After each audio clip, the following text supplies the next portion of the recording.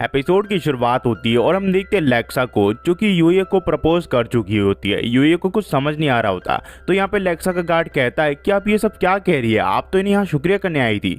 तो यहाँ ये कहती है कि आपको दिख नहीं रहा, मैं इन्हें प्रपोज कर रही हूँ ताकि मुझे शादी कर सके। तो ये नाइट इस प्रिंसेस को कहता है कि आप किसी को भी ऐसी डायरेक्ट प्रपोज नहीं कर सकती प्रिंसेस, आपको आपकी पोजीशन का पता होना चाहिए। चलो मैं मानता हूँ इस आदमी ने आपकी जान बचाई, पर किसी को भी आप प्रपोज नहीं कर सकती हो। तो प्रिंसेस से कहती है लव एट फर्स्ट साइट है, तुम्हें इससे कोई प्रॉब्लम है क्या? ये नाइट कहता है आपको इसके बारे में पहले पता तो लगा लेना चाहिए। यहाँ पे लेक्सिया कहती है कि तुम्हारी यही प्रॉब्लम है, तुम बेशक मेरे गार्ड हो पर हमेशा तुम मुझे लेक्चर देते रहते हो कि मुझे क्या करना चाहिए। इन दोनों के बीच बहस चल जाती है। तो ये कहता है कि यहाँ पे काफी सारे मॉन्स्टर है, आप चाहे तो मेरे घर आ सकते हो। यहाँ पे ये गार्ड हैरान हो जाता है और कहता है इस जंगल में तुम्हारा घर है? ये कहता है हाँ बिल्कुल। ये फिर इसे अपने घर ले आता है, जहाँ पे ये कहता है कि मुझे यकीन नहीं हो रहा डार्केस्ट रीजन में भी कोई घर बना के रहता है। ये फिर इसे चाय बना के देता है, जिसके बाद गार्ड कहता है इससे पहले कि हम चाय पिए मैं अपने आप को इंट्रोड्यूस करना चाहता हूँ, मैं आर्सेलिया किंगडम के नाइट्स का कैप्टन हूँ, मेरा नाम ओवन है। जिसके बाद प्रिंसेस अपना नाम बताती है, जो कि आर्सेलिया किंगडम की पहली प्रिंसेस है और इनका नाम होता है लेक्सा वॉन आर्सेलिया। लेक्सिया यूए का शुक्रिया करती है कि उसने अभी अभी उसकी जान बचाई और पहले के लिए भी वो उसका शुक्रिया करती है। यूए कहता है कि लेक्सिया एक प्रिंसेस है। यहाँ पे गार्ड इसे बताता है कि जो लेक्सिया है वो फर्स्ट प्रिंसेस है पूरे किंगडम की और राजा के बाद वही सबसे इम्पोर्टेंट इंसान है और सक्सेशन के मामले में भी वो सेकंड है और ये भी हो सकता है कि भविष्य में जाके इन्हें राजगद्दी दे दी जाए। तो ये कहता है ये क्या सही रहेगा, मैं इनके साथ मजाक मस्ती के साथ बात कर रहा हूँ। तो यहाँ ओवन कहता है कि इसकी कोई जरूरत नहीं है, हम अनऑफिशियली यहाँ पे आए हैं, तो इसकी चिंता तुम्हें बिल्कुल करने की जरूरत नहीं है। वैसे तुम्हारा नाम क्या है? तो ये कहता है कि उसका नाम यूए तेंजो है। ये नाम इन लोगों ने पहली बार सुना होता अपने किंगडम में। ये लोग सोचते हैं कि कहीं यूए दूसरे किंगडम से तो नहीं है या फिर कहीं ये फॉरेन से आया है। प्रिंसेस कहती है कहीं नॉवल तो नहीं है दूसरी कंट्री से। तो यहाँ ओवन कहता है मुझे तो लगता है ये एक मैजिशियन है जो कि पूरी दुनिया को एक्सप्लोर कर रहा है।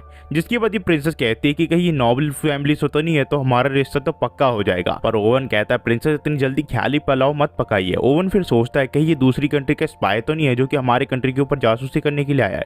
यहाँ पे फिर कहता है तेंजो। तो ये कहता है कि तेंजो तो मेरा फैमिली नेम है, आप मुझे यूए करके बुला सकते हो। तो ओवन कहता है ठीक है यूए, हम दरअसल तुम्हारी ही खोज में आए थे। यूए कहता है क्या आप मेरी खोज में? क्यों?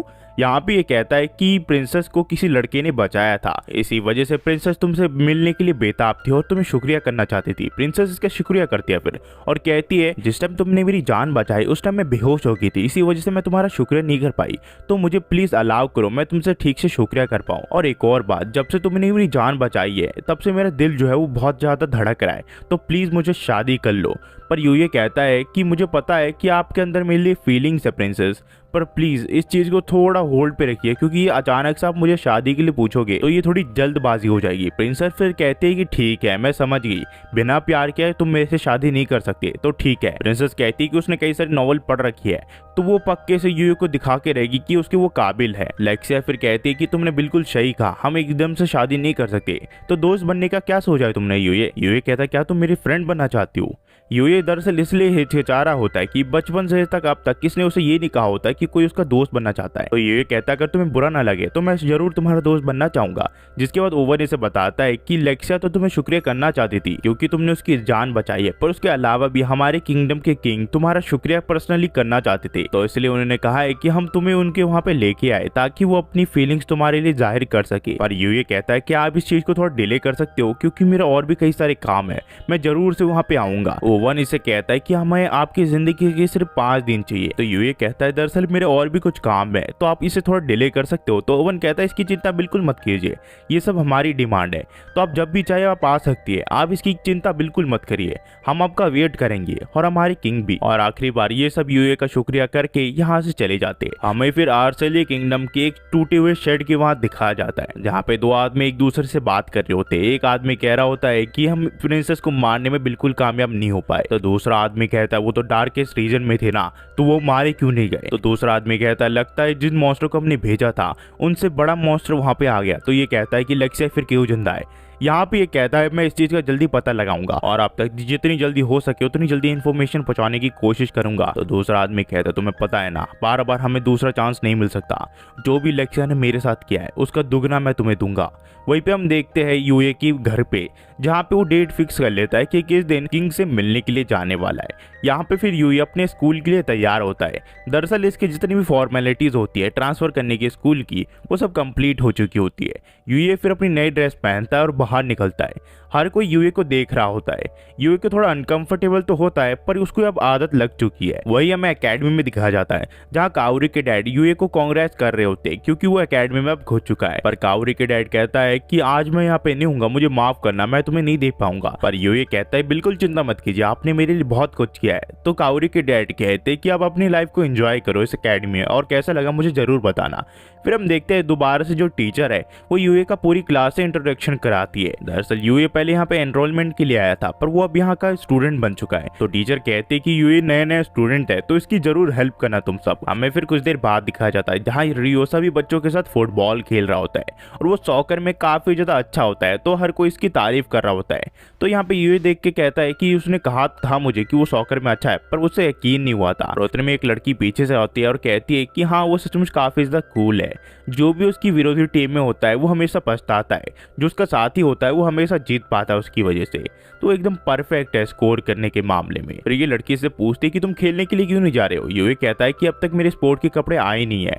यहाँ पे भी ये लड़की अपना नाम कायदे कजामा बताती है। यूए कहता है तो तुम्हारा नाम कजामा है। ये कहती कि नहीं तुम मुझे कायदे बुला सकते हो, वो काफी शॉर्ट है और अच्छा भी लगता है बोलने में। जिसके बाद ये कहता है कि तुमसे मिलकर खुशी हुई कायदे। कायदे कहती है कि हाँ तुमसे मिलकर खुशी हुई। जिसके बाद हम देखते हैं ये लोग अपना फुटबॉल मैच वापस से शुरू कर देते हैं जहाँ पे एक लड़का जो कि सुनहरे बाल वाला होता है वो काफी तेज से बॉल को मारता है पर उस फुटबॉल की डायरेक्शन बदल जाती है और वो कायदे की तरफ बढ़ने लग जाती है। कायदे काफी ज्यादा डर जाती है पर यहाँ पे यूए जो है वो अपने लातों से बॉल को रोक देता है और यूए ने इतनी तेज से मारा होता है कि वो बॉल डायरेक्ट गोल में घुस जाती है। हर कोई उसकी तारीफ करने लग जाता है क्योंकि यूए ने जैसे शॉट मारा था वैसे कोई भी आज तक नहीं मार पाया है। यहाँ पे कायदे भी इससे काफी ज्यादा इंप्रेस हो जाती है। यूए पूछता है तुम ठीक तो हो ना कायदे। कायदे कहती है हाँ मैं बिल्कुल ठीक हूँ।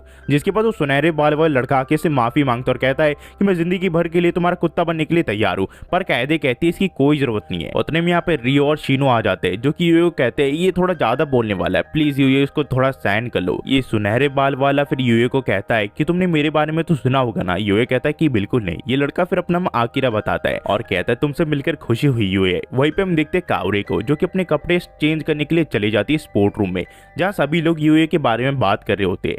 वो लोग बात कर रहे होते हैं कि यूए कितना अमेजिंग है और उसने जैसा शॉट मारा वो काफी ज्यादा अनबिलीवेबल था और वो स्कूल के प्रिंस बनने के लायक भी है। यहाँ पे उतने में कावरी आ जाते हैं और कहती है तुम सब किस चीज के बारे में बात कर रहे हो। तो कायदे इसे सब कुछ बताती है कि फुटबॉल के वहाँ पे क्या हुआ पर ये काफी ज्यादा डिफरेंट तरीके से बता रही होती है। तो युकीना डायरेक्टली उसे बताती है कि यूए ने आज फुटबॉल ग्राउंड में एक ऐसा शॉट मारा जिससे कायदे की जान भी बच गई और वो फुटबॉल का ऐसा शॉट था जो कि आज तक किसने देखा नहीं था। तो बाकी सारी लड़के बात करने लग जाती कि उसकी कोई गर्लफ्रेंड तो पक्के सी होगी क्योंकि वो काफी ज्यादा हैंडसम है। पर ये सुन के कायदे और कावरी की चिंता और ज्यादा बढ़ जाती है।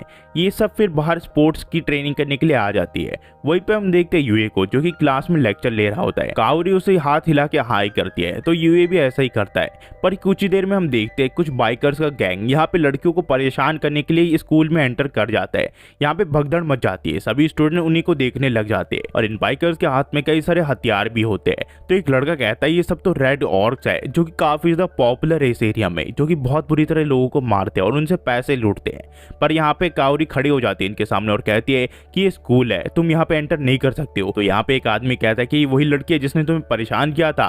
तो यहाँ पे यूए के भाई बहन होते हैं और कहते हैं कि हाँ ये वही है, ये चेयरमैन की बेटी है जिसने हमारी बेइज्जती की थी। यहाँ पे फिर यूए का भाई कहता है तुम काफी ज्यादा पछताने वाले हो, तुमने मेरे भाई की मदद की, ऊपर से हम दोनों की बेइज्जती की। तुम्हारी हिम्मत कैसी हुई हमें हल्के में लेने की और मेरे भाई की मदद करने की, तुम बहुत बड़ी मुसीबत में फंस चुकी हो। कावरी कहती है कि तुम यहीं पे रुको, तुरंत ही पुलिस आने वाली है जो कि तुम्हें अरेस्ट कर लेगी और जब तक पुलिस नहीं आ जाती चुपचाप एक जगह खड़े रहो। तो ये सब कावरी को कहते तुम्हें पता है जब तक पुलिस आएगी हम तुम्हारे साथ जो चाहे वो कर सकते हैं और कोई भी हमें रोक नहीं पाएगा। यूए का भाई कहता है मुझे अपने भाई से बदला तो लेना था पर लगता है वो हो नहीं पाएगा, पर फिर भी ये भी अच्छा है। और ये सब कावरी के ऊपर हमला कर देते हैं। ये सभी के सभी लड़कियों को घेर लेते हैं और सारे स्टूडेंट को भी। और बाकी स्टूडेंट सोच रहे होते कि हम क्या करें, हमने पुलिस को तो कॉल कर दिया है। यूए कावरी की मदद करने के लिए आगे बढ़ता है पर अचानक से उसके दिमाग में डर बैठ जाता है क्योंकि यही सब लोग थे जो कि इसे हर टाइम स्कूल में सताया करते थे। ये सोच रहा होता है कि वो शरीर से तो काफी ज्यादा स्ट्रांग बन चुका है पर ब्रेन का वो क्या करे।